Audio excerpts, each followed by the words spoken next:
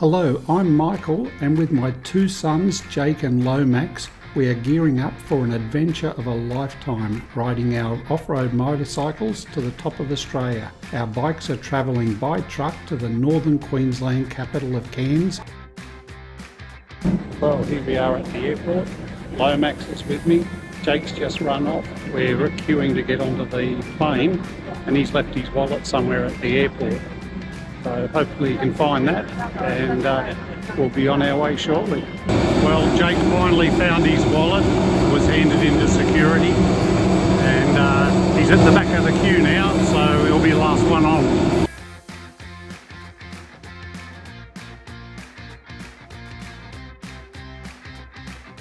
We've just left Cairns after picking up our bikes, and we're heading north, just going past the airport where we arrived a couple of hours earlier. We've just fueled up, and I've got Jake on my right hand side, your left. He's on an XT250, which is the same bike that I'm riding, and behind him is Lomax, who's on a DRZ 400, which is a 400cc off-road bike, and we're on 250cc off-road bikes. We picked up our bikes in Cairns and rode north to Cooktown, then inland to Laura and through Lakefield National Park. We followed the Peninsula Development Road to Weipa, then continued north to Bamaga and the top of Australia. Leaving the northern suburbs of Cairns, we made our way forward along the coast road. This is one of the most scenic roads in Australia, where the rainforest meets the reef.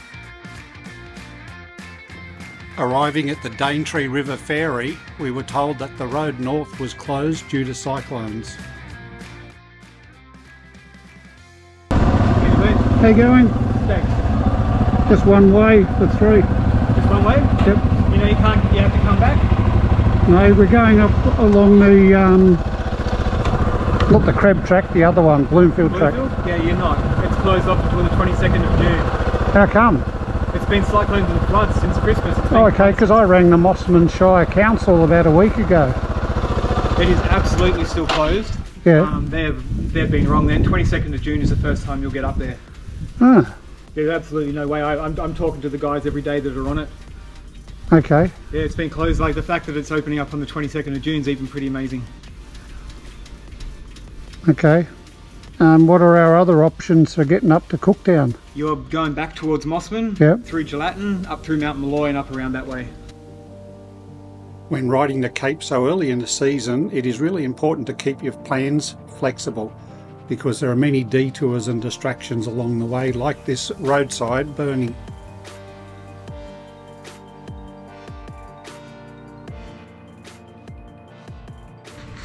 Well, we've done about 300 and something kilometres today.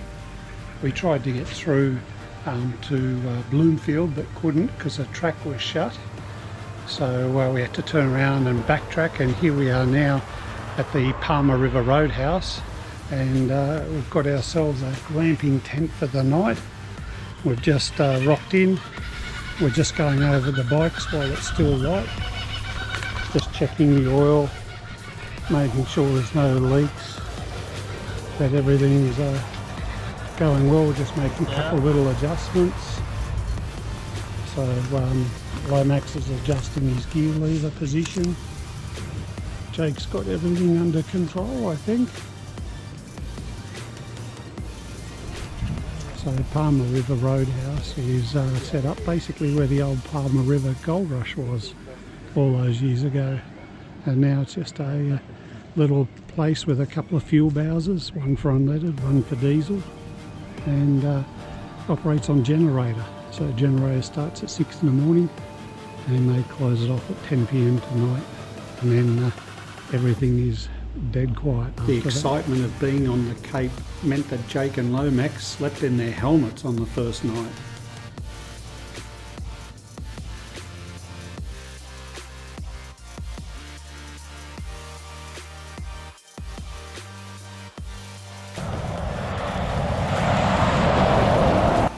What are we posing for photos? Yeah, he was taking photos of his bike. He said he wanted a photo with the bike, so I took photos of him just with my bike.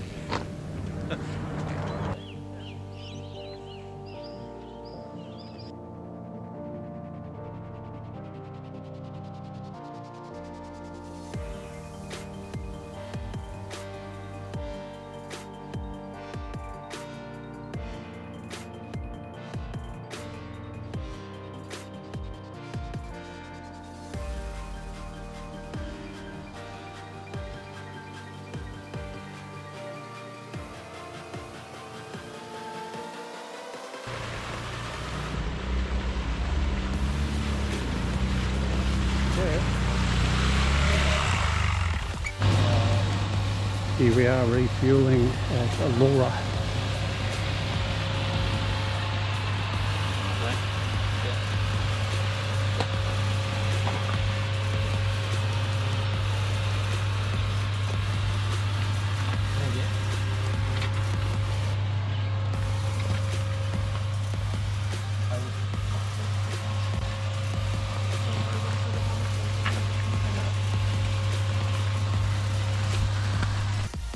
Well, here we are at the Split Rock Caves, which is one of the top 10 sites for artwork on rock anywhere in the world.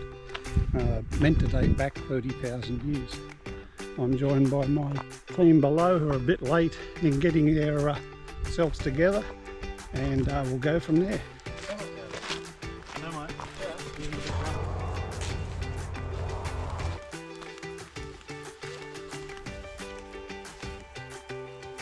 There is a moderate 15-minute walk from the car park up to the cave area. The rock art on the caves is considered to be between 15 and 40,000 years old. I first came to this site back in 1980 when I was only 18 years old. There are dozens and dozens of galleries in the area, all easily accessible by the public. All of these sites are listed on the Australian Heritage Estate and are listed by UNESCO as being among the top 10 rock art sites in the world. The Laura rock art is unique for its quantity, quality, variety and age.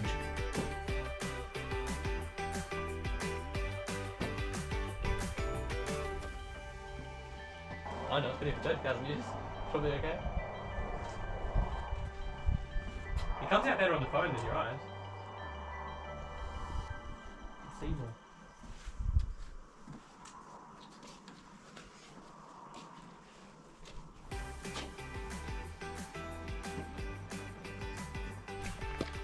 You seen it? Yeah. What's it look like? Yeah.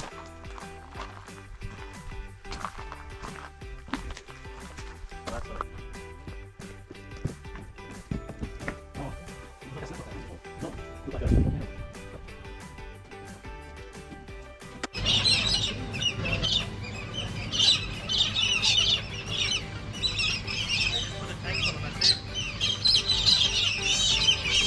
Here we are, just together now and ready to leave Laura. You can see how dirty the bikes are. The chains are in real need of attention. They've been polished by all the bull dust.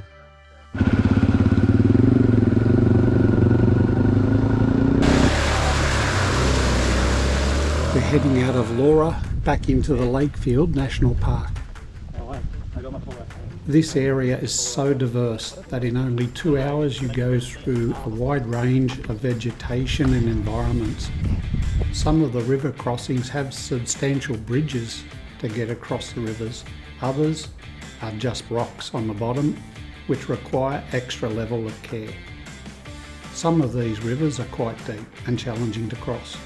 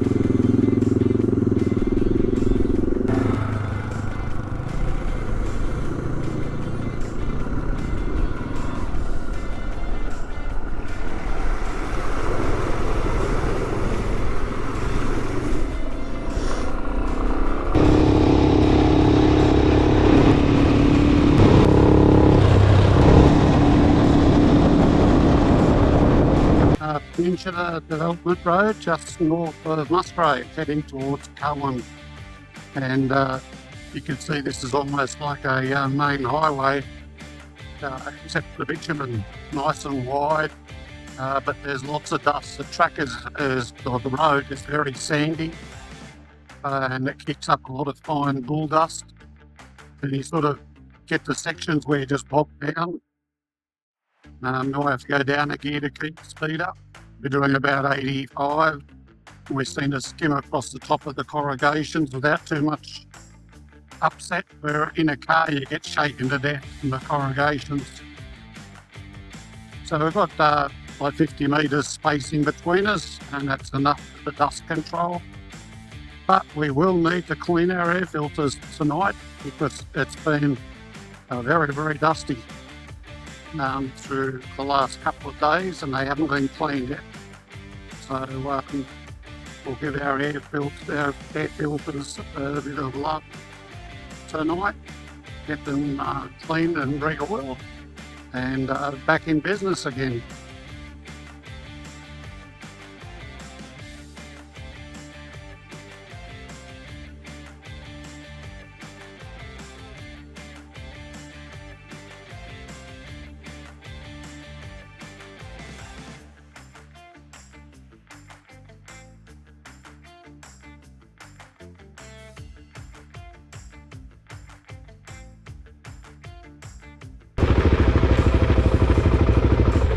Alright, let's do some quick breath tests. Some offroading from completed across different breath test. Anything to drink today? Anyone? No. No. So close my requirement now, direct place mouth over the mouthpiece in low direction continuously to stop by me. Do you understand? Yep. Awesome. Yeah. I'll go first. Yeah. And that's it, thank you.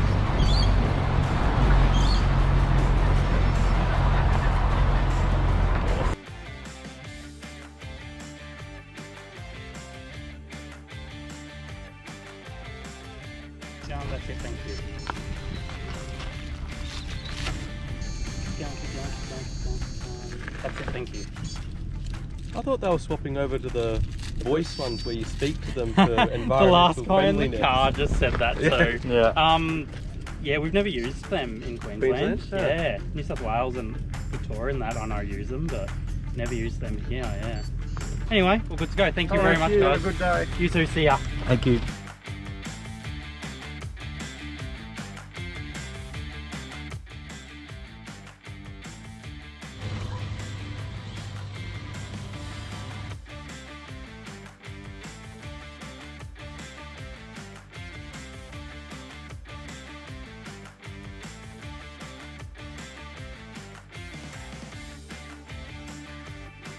Here we are at the Bramwell Junction Roadhouse.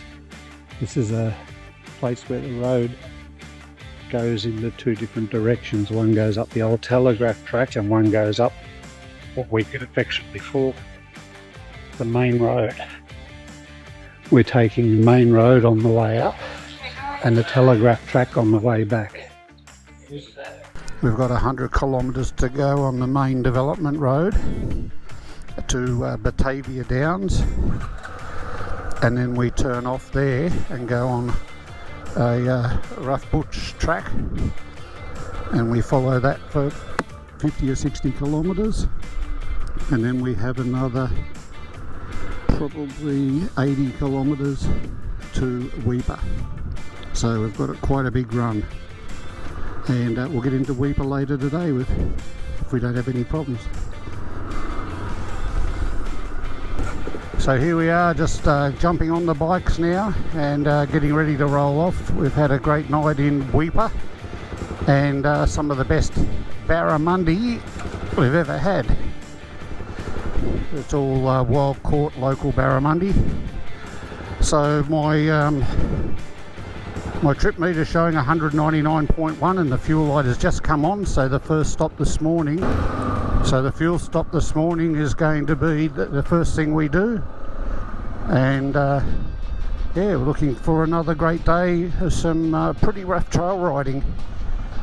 So we're just leaving the Weeper caravan park. We had some nice cabins here last night. As you can see, it's right on the water. Swimming pool, everything you need.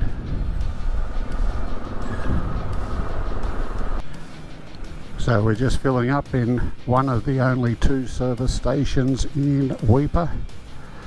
Lomax is ready to go for the day. Setting up his GoPro so he can film his accidents.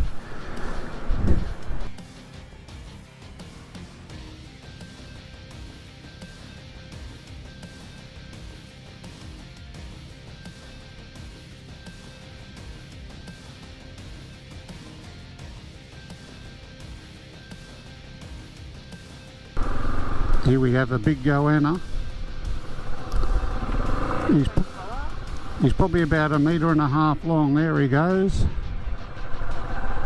Walking off the side of the road as I get a bit closer to him. Look at him, he's keeping an eye on us.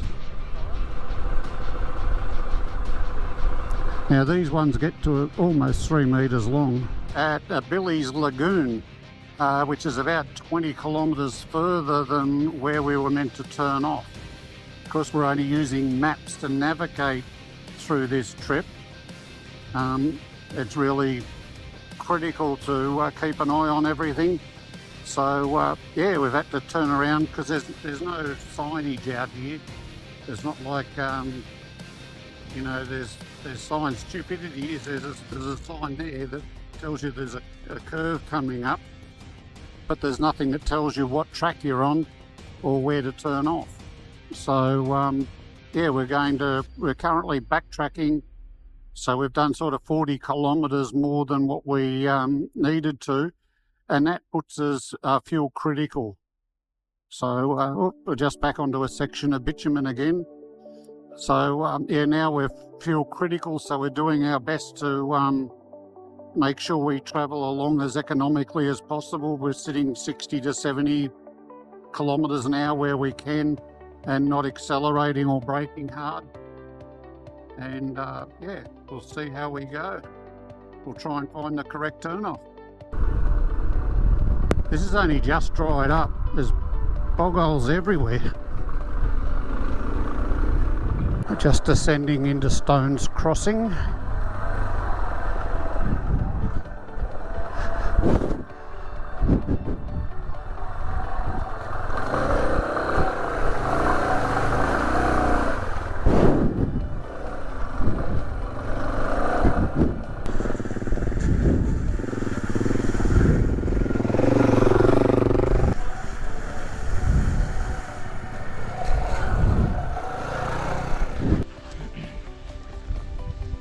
This is prime crocodile country. So we've just passed through Stones Crossing and we've got 67 kilometres of this track which runs in and out, but mostly parallel with the Steve Irwin Wildlife Reserve. This track is not maintained. There's lots of little detours off to the side, so these must be only in the last few weeks quite big bog holes. And then people have got small diversions going around it where it's all first and second gear, so you know, you're only doing 20 or 30 at the absolute most. Anything more wouldn't be safe. It's overgrown, so there's lots of trees on the track hanging over, so yeah, this is where the adventure begins.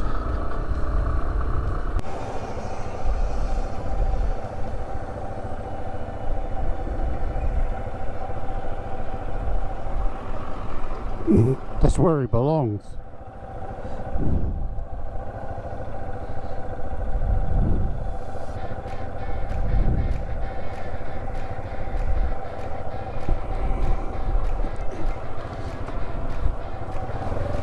Look how slow they've got to go.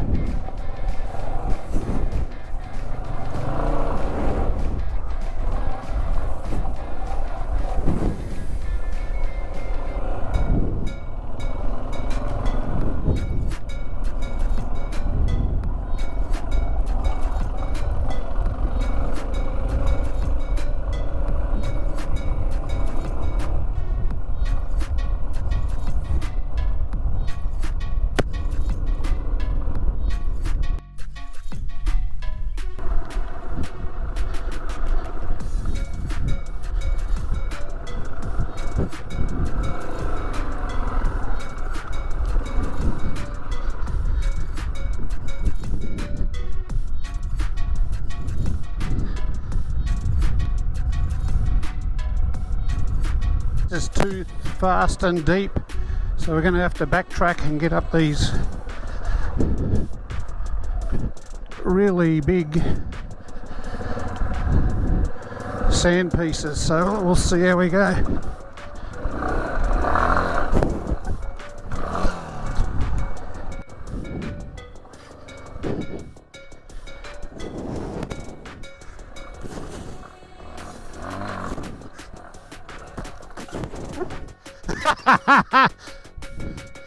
I got launched.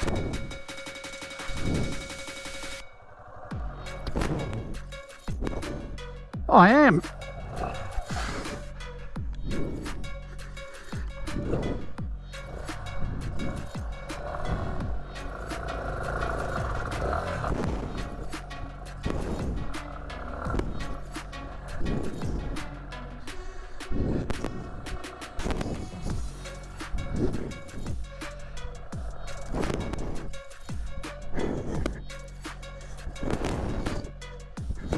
I fell over already. Hang on. Okay. Me do it? No.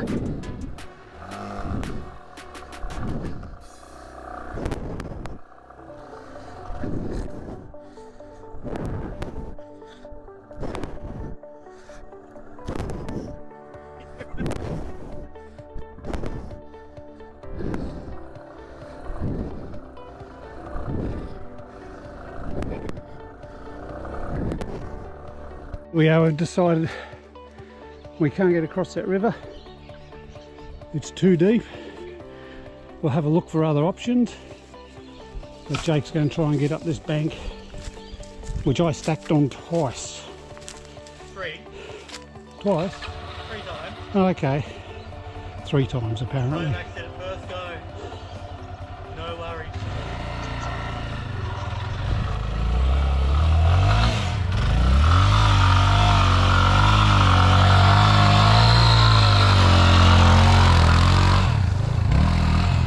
Well done. We're back on the trail from the crossing. We couldn't get across the Wenlock, it's still in flood. My guess is that sections of it were 3 or 4 metres deep.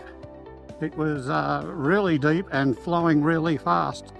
So we've had to do a U-turn, and now we're heading along the trail back to the main road again, and we'll have to go back to Weeper because we've put ourselves in a dead end.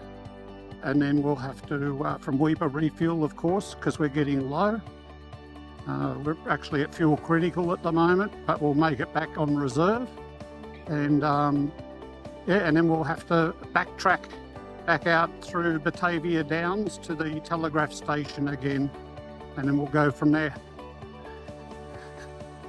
Okay, good morning again. We're leaving Weeper for the second time. Our first trip out, we were blocked by the Wenlock River, still in flood, being 3 or 4 metres deep. It was impossible to cross. So now we're heading back. We've got to backtrack about 100 kilometres or so, a little bit more, back onto the main telegraph road, and from there we can go forward again. So yep, Woolworths in Weeper, just the one. There's 2 fuel stations and a lot of people up here visiting at the start of the dry season like ourselves. We're just coming up on the RAAF base. There's several of these across the northern part of Australia, and they're basically unmanned, so they just have a caretaker, but they're a forward operating base, so if ever there's some sort of war or something happens, then they can deploy all of their aircraft and everything up to this location, and they've got everything available. Nice big runway.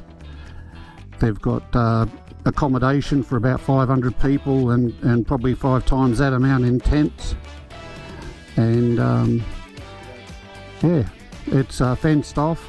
Apparently they patrol with dogs, but the internet says something different.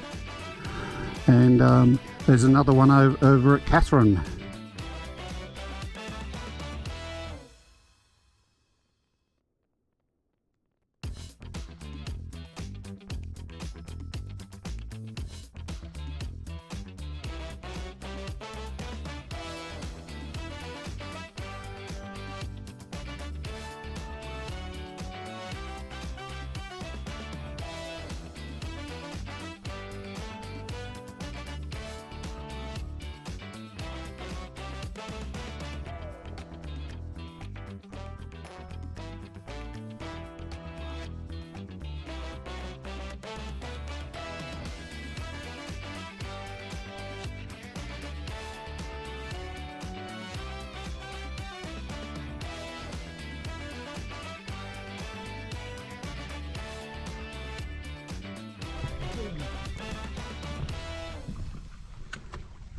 Here we are on the Jardine River ferry. This is where the river gets to its narrowest and makes it easiest to cross. How's the bike going, Jake? Good. It's faster than Bubba's, faster than yours. Oh, okay. Yeah. Is that why I'm always on half throttle? Here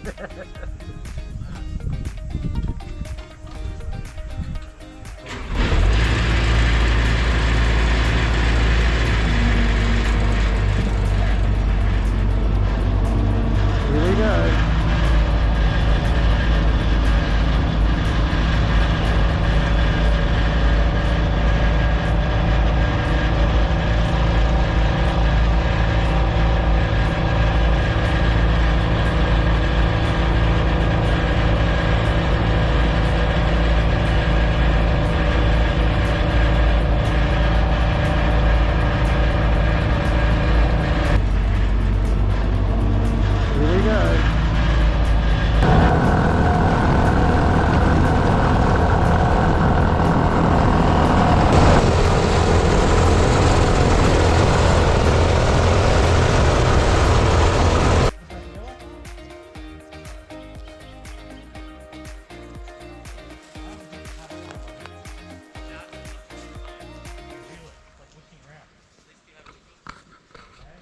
A lot of Cape York is littered with remnants of World War II, because this was a very active area when the Australians thought they were going to get invaded from the north.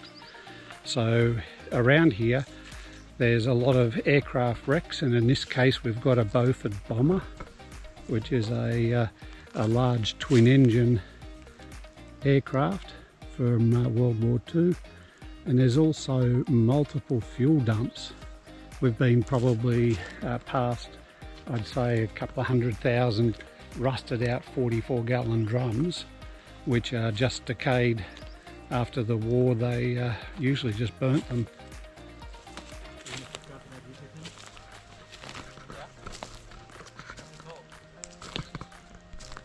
What do you call himself? Set it out there and at the tip.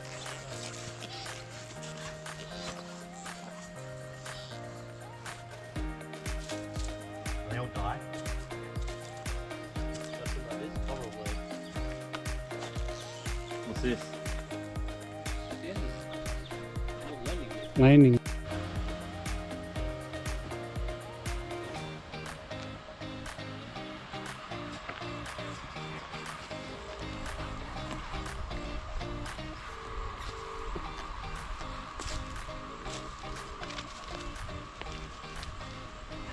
How you going, Chris? Here's one for shelter in the water. Tell you. Still got a tail wheel.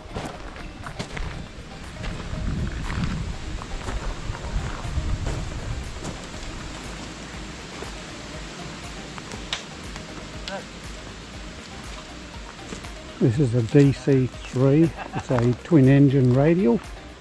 These were a workhorse for just about every air force in the world at some stage.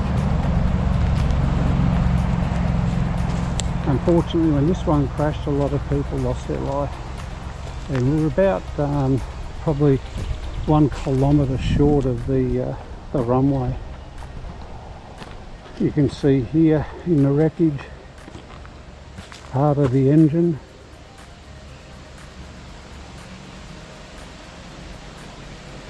big 9-cylinder radial. So this crash was in 1945. The plane was on its way from Archerfield up to Papua New Guinea to help in the war effort. This was its last refuelling stop before heading over into New Guinea.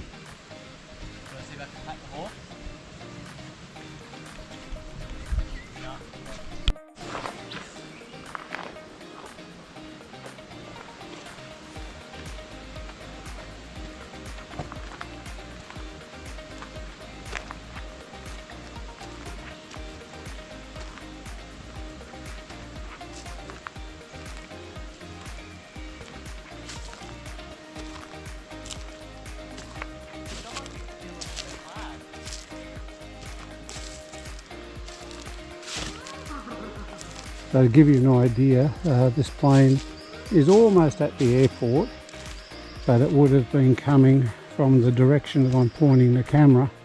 So in the last 80 years, all these new trees have grown because they would have all been knocked down and damaged, broken off as a result of the aircraft crashing immediately behind me. Walk back from the main crash site and you can see more wreckage back here. We're probably about 40 or 50 metres from the fuselage location. This looks like part of the tail, and you'll see up the track we've still got good foliage, so all these trees that were knocked down have since grown back.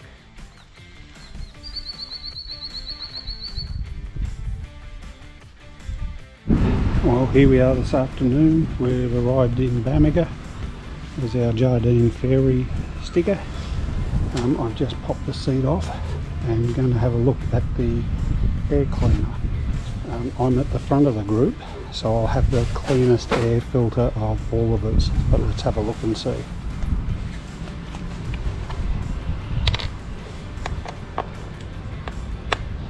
Now remember, this was only cleaned yesterday. We've got to clean them every day. It's so dusty up here.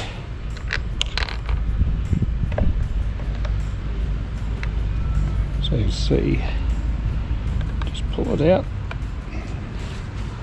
So that's pretty good. It's perfectly clean on this side and moderately dirty on the other. It's been a lot worse than that. But it's an essential part of riding up here. You have to do it every single day. Okay, we're just going to spray some K&N air filter cleaner. So if we were using the standard air filter cleaners, or standard air filters I should say, we'd have to be bringing a new one every day. So that would mean 8 of the paper filters. These reusable filters are good, so we can spray them with what is effectively like a degreaser slash cleaner, and you let it soak in for a few moments. You don't want to breathe it in.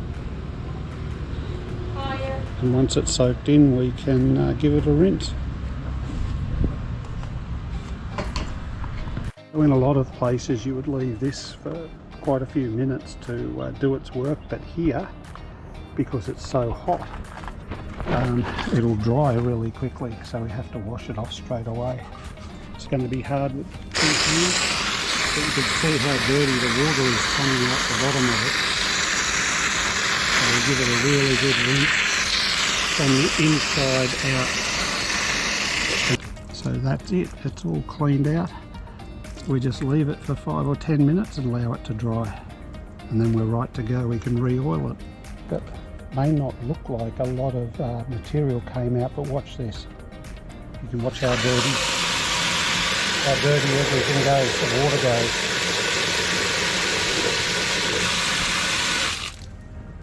Filthy. Here we are, we've just arrived down at Cieza, which is the main port, if you want to use that word.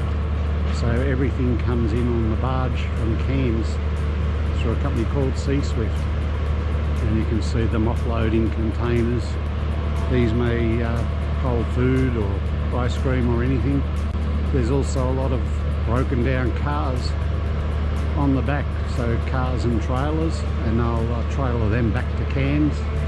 Sorry, ship them back to Cairns, where they can then be taken to where they can get repaired. All of the fuel for here comes in like this as well.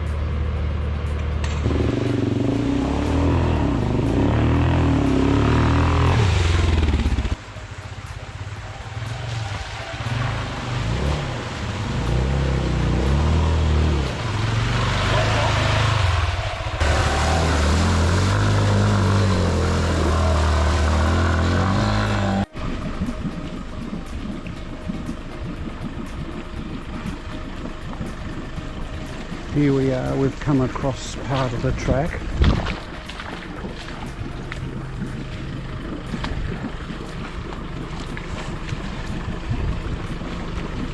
And we've come across a four-wheel drive that's bogged. It's in like a quicksand almost. So Jake's gone back to help and get some four-wheel drives to tow them out, and then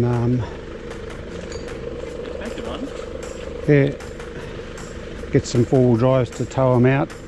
We're going to go back and rescue their daughter, who's out in the wilderness without shoes. Mum's in the car and Dad's on the trail looking for help. Just so you all know, winching up high is not a good thing to do.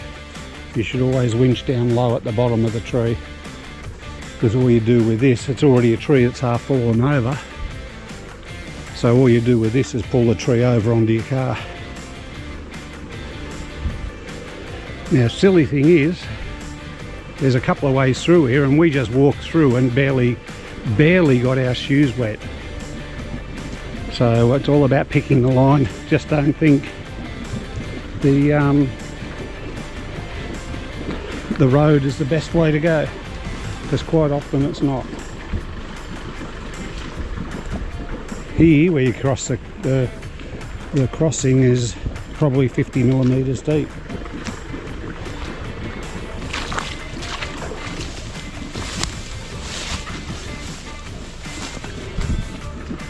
This is prime crocodile country too.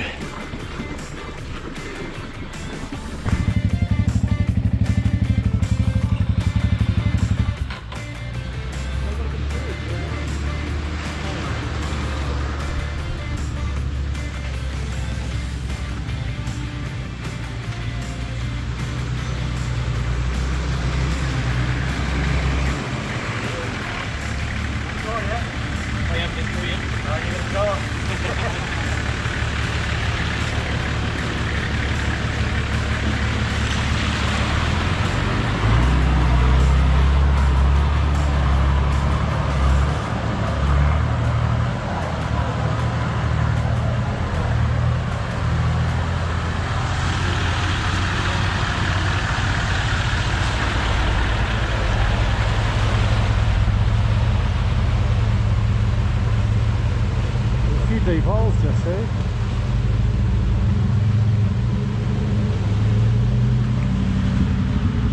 Well, here we are at the car park at the tip. We've now got about a 15-minute walk, and down on the beach we look out towards the Torres Straits and also Thursday Island.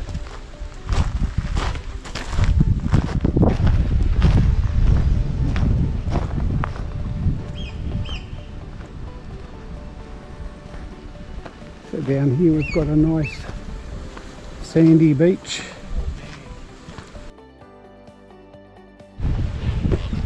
Here we are climbing the headland, which will lead us up to the tip.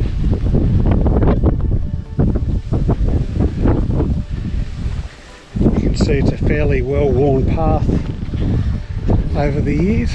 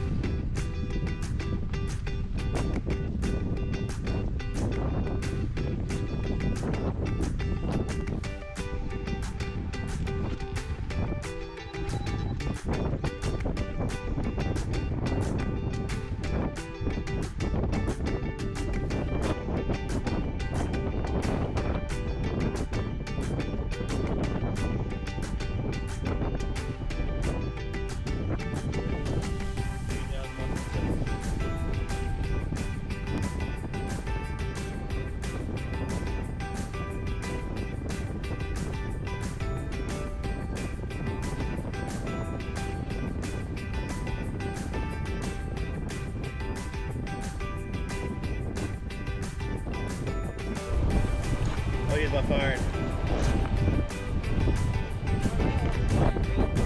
So thank you. No worries. Take care.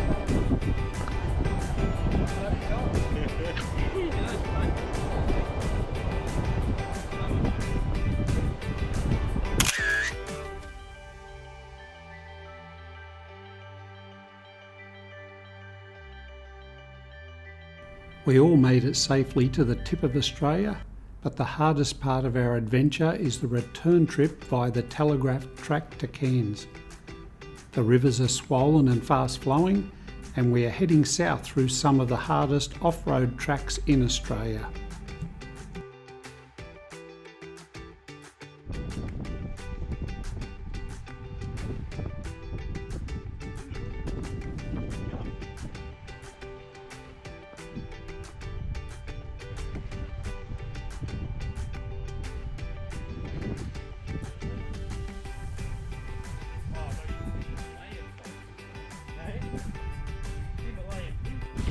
Here we are walking along the edge of the mangroves.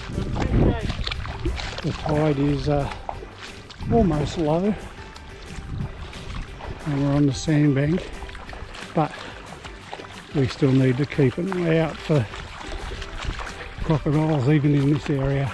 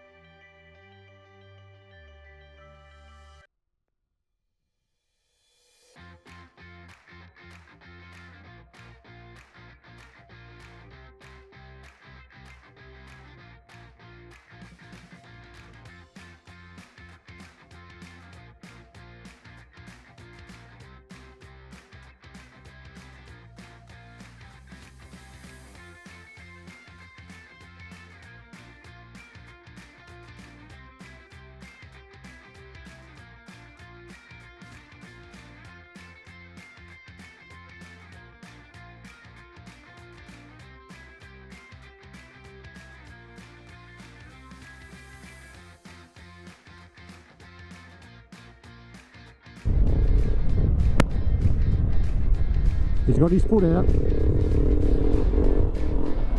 Oh, he's trying to jump it.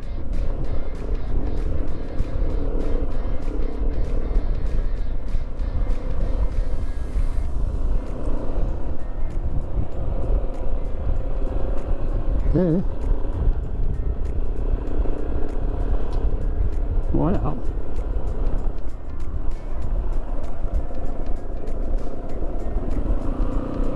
I'm just going to zip around the car, got stuck.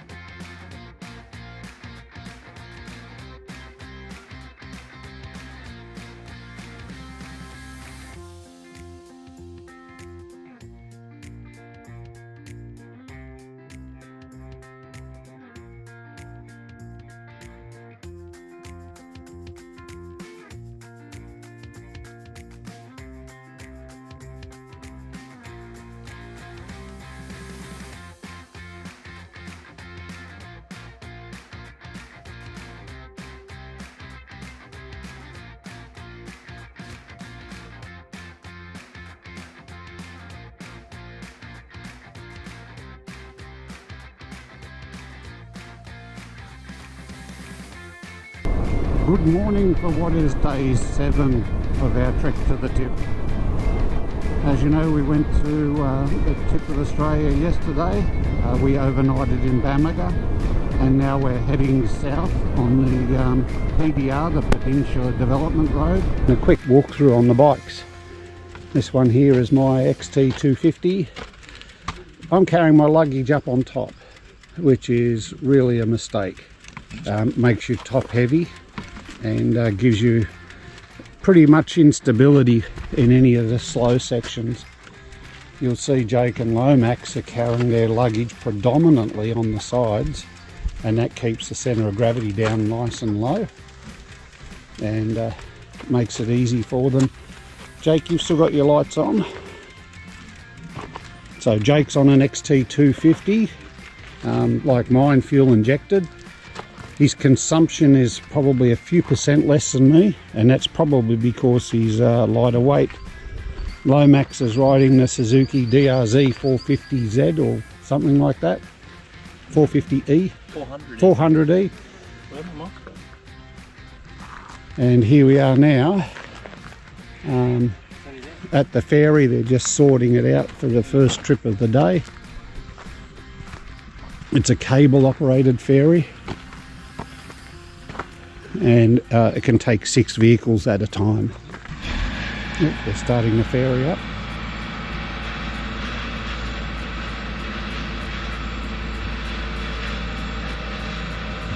So the ferry seems to be running a diesel engine, and I'm guessing it's probably about an 80-metre trip across the river. Now they're coming over.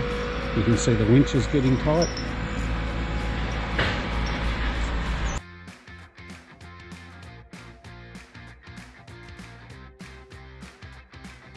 Here we are, just heading off to Fruitback Falls. It's a 5 or 10 minute walk.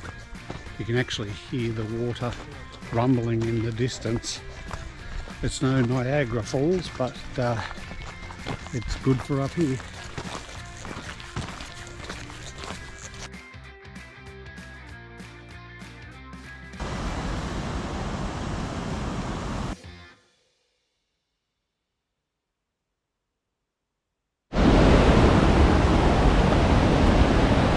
So Jake, Yeah, we're at Fruitback Falls. What do you think of this? looks nice. It's beautiful, lots of water. Lots of crocodiles. Some crocodiles, but there are people that swim in here. But there's warning signs up everywhere saying don't swim. Lomax, if you stop looking at yourself on the phone for a minute, what do you think of Fruitback Falls? I want to jump in, but we came too early. How warm is the water? Warm? Have you seen any fish? Nah. Only old women. That's a pitcher plant, and they've got they've got the slimy stuff on the sides, and when the bug gets in it slides down, and some of them have little, like the Venus flytrap will actually slam shut. Make it shut. And then these ones here are dead ones, so they've had their run of time. No, I'm trying to make it shut. Here's It the won't. fly. How do you make it shut? Well, it knows when there's a fly in there or an insect. I don't believe it. It's because the soil is so lack of nutrients that they have to get their nutrients from insects.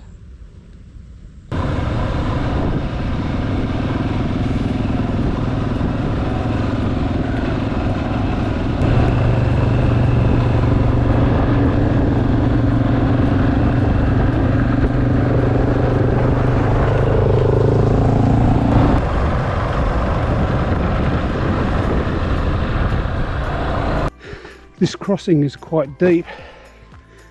I tried to come around and it's still quite deep and a lot of bog in the bottom. So just going to have a look.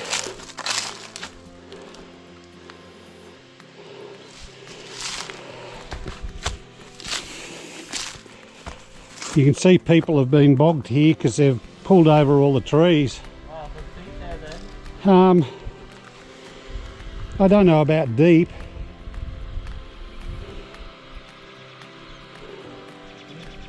I think this is going to be the deepest here on our left. This one's there. Yeah. Coming through here should be okay. Yeah. But it worries me how deep it is. Let me find something.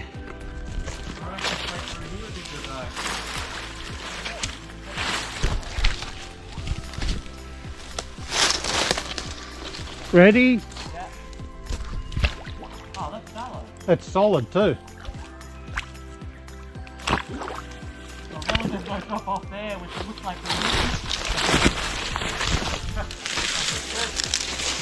you can see the water moving around there through the deeper water. No, if you go next to that bank Yeah. and hug this bank, it'll be fine. What's through that ditch there? Hey? What's through that ditch? Is there anything stopping me? No, not really.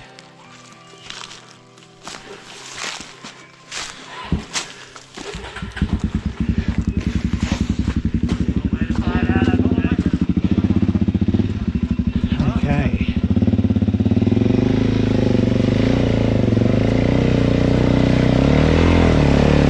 Easy.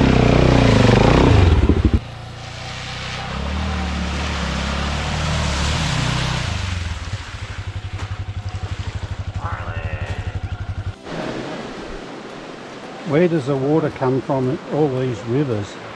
Well, it just flows out of the ground. Everywhere it's like a huge bog. You can see it just percolating out of the sand here. And it must be a little spring up in there, that's why it's so soft when I came through. Same up in this way. The water just keeps flowing straight down into the river.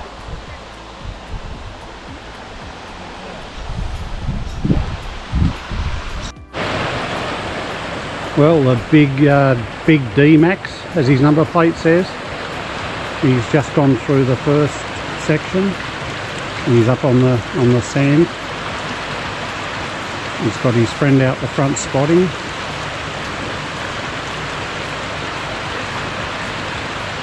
So they're using UHF radio to talk to each other.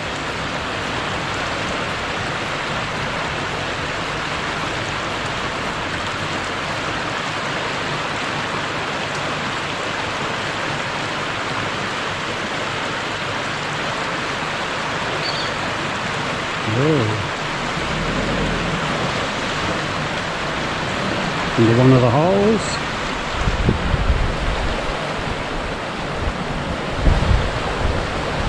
So it's pretty deep there. They're creating quite a good bow wave, which is good because that keeps the water low, but now it's going to come up on the sides. Beautiful.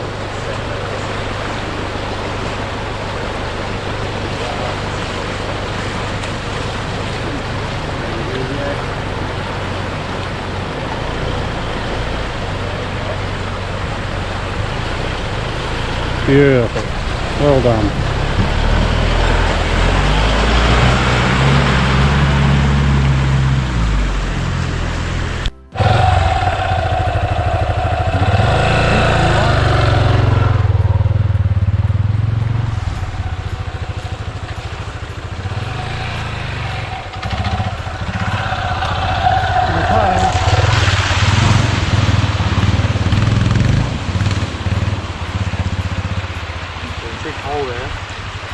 To the left.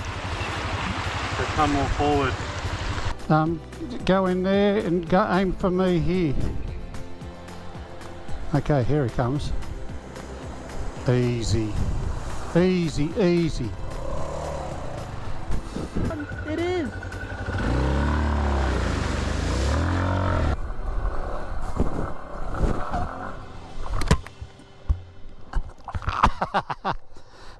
Keep rolling.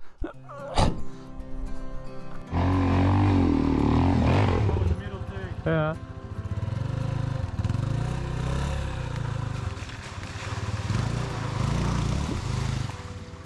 Easy.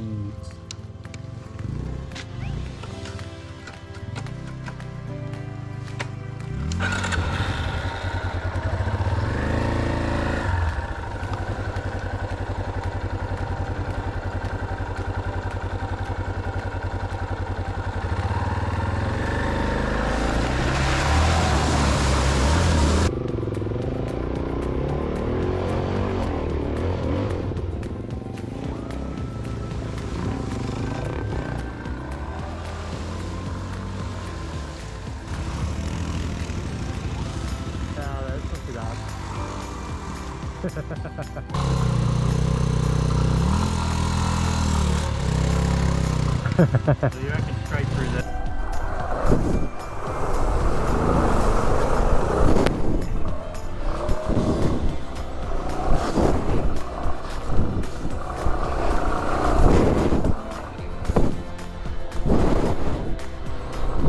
Hey? Gets worse than that.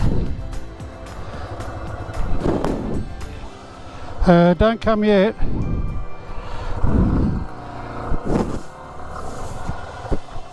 We'll come across.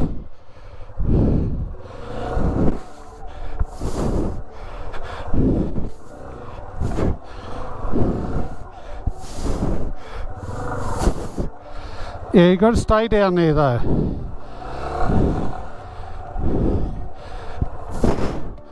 Because this ends in a vertical wall.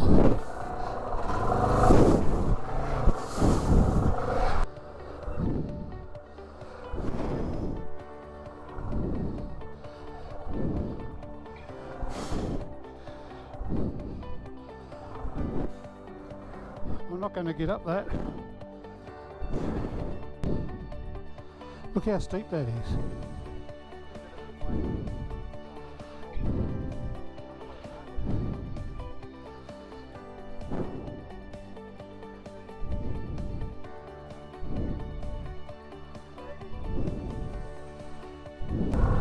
I'm coming!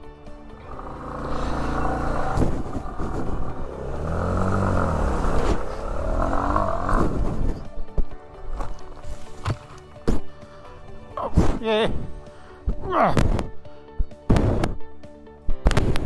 I'm gonna roll into the bog.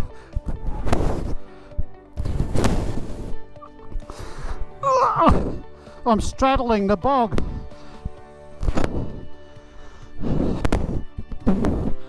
He lives.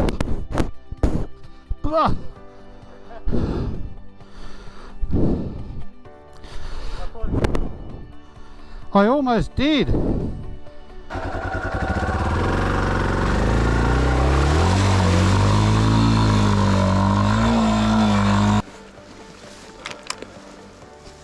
You're gonna have to go behind it, I think. I'll pull.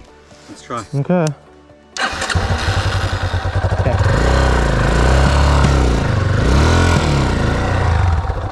It's hitting something.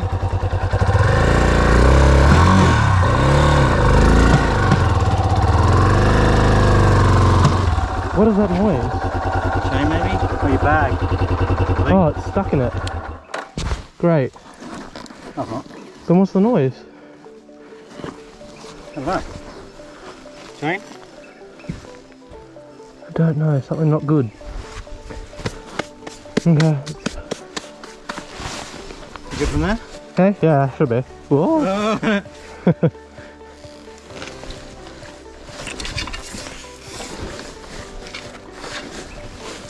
Hey.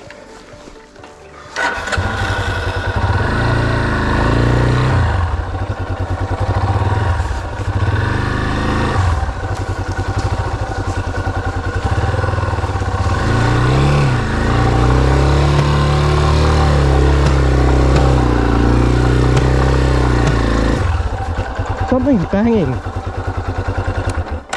Hey?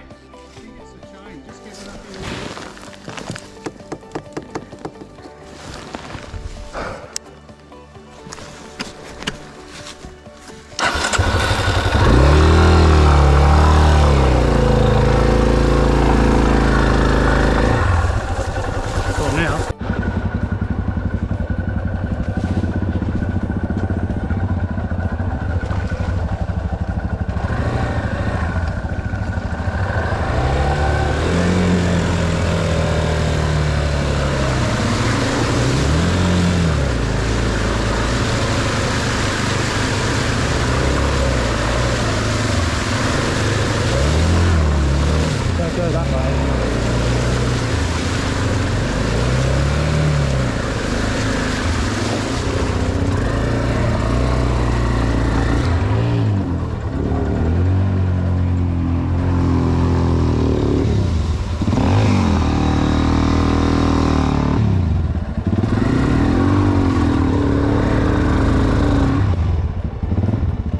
Here we are at the Bramwell Road, not roadhouse, but camping ground, and we're just getting ready. We're a late start today. What time is it, Jake? 9:40. 9:40, so it'll be 10 o'clock before we get out of here. But we had a brutal day yesterday, getting through all the creeks and rivers, and the bikes are wet, the clothes are wet, everything is wet. So we've taken the extra time to lay things out in the sun and try to get them dried off a little bit before we head off. Well, here we are leaving Bramwell station, a little bit beaten up after a big day on the telegraph track, going through water over 1 metre deep, carrying the bikes. We didn't get much of it filmed, unfortunately, because we either had flat batteries or we needed all hands on deck. And in fact, I lost a GoPro. I was charging it while we were trying to get bikes out of the river, and the bike fell over. Helmet fell off the bike. The GoPro went underwater with the door open, so I lost a very expensive GoPro that's now full of water and probably unlikely to work again, because unfortunately it's one with an inbuilt battery. It's not a replaceable battery, so it's probably done some damage inside. Anyway, we're leaving. We've got a big day today. We've got to get down to Laura, and then from there we'll head further south.